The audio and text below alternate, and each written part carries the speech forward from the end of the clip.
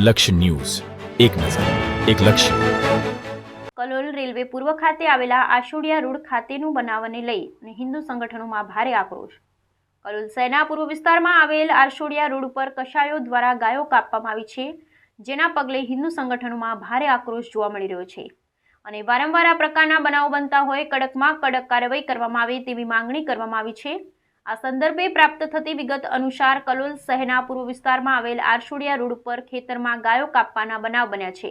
કોઈ તત્વોએ અહીં ગાયો કાપી અને તેનું માંસ મટન લઈ ફરાર થઈ ગયા હતા. આ તત્વો સ્કોર્પિયો લઈને ગાયો કાપવા આવ્યા, ત્યારબાદ તેમને સ્કોર્પિયો કાદવમાં ફસાઈ ગઈ, જેથી તેઓ તેમને સ્કોર્પિયો મૂકીને ફરાર થઈ ગયા હતા.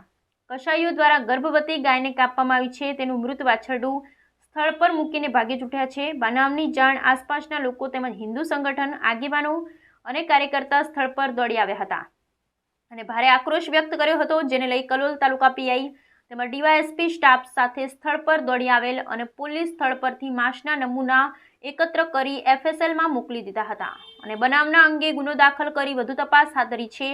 ત્યારે અગાઉ પણ આ પ્રકારના બનાવ બની ચૂક્યા છે, જેમાં ખોરજાપરા ગામે કોઈ તત્વો દ્વારા આ જ પ્રકારે ગાયો કાપવામાં આવી, તે વખતે પણ ફરિયાદ કરવામાં આવી. ત્યારે ફરીથી આ પ્રકારના બનાવો બનતા આક્રોશ જોવા મળી રહ્યો છે અને પોલીસ દ્વારા કડક કાર્યવાહી કરવામાં આવે અને ગુનેગારોને પકડવામાં આવે તેવી માંગ ઉઠવા પામી છે.